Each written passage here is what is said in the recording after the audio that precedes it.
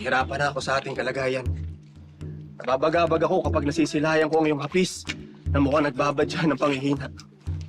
Siyang tunay akong sinta. Nais kong makahanap na rin tayo ng pagmumula ng ating kaligayahan.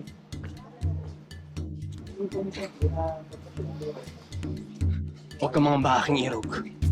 Patuloy lang tayo sa paglakbay hanggang sa pitin na ating pakay. Yan din ang aking dasal, ngunit pinanghihinaan na ako ng loob. Tayo na. Iba din. Ba?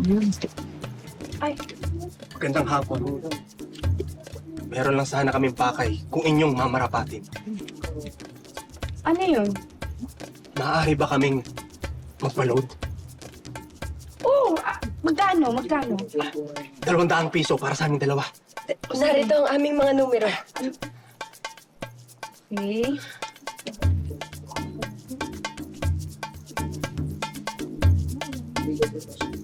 Yan.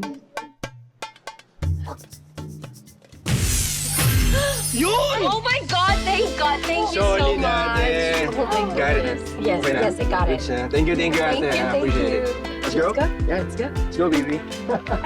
Teka lang. Anong nangyayari doon? Naku, mga kabataan talaga ngayon eh, no? Pag naubusan ng data, akala mo na-trap sila sa sinaunang panahon. Ay, ito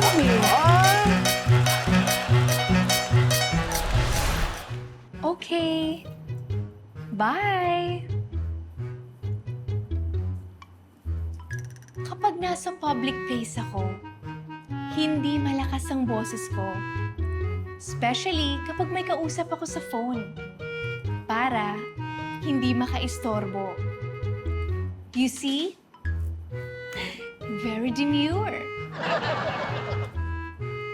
Very mindful.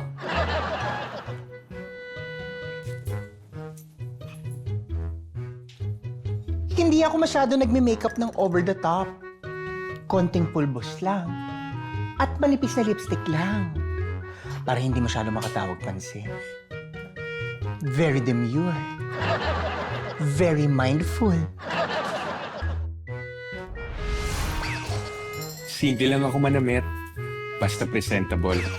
Para hindi makadistract. Very demure. Very mindful.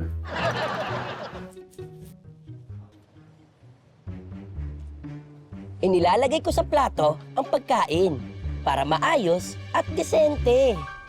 Very demure. Very mindful.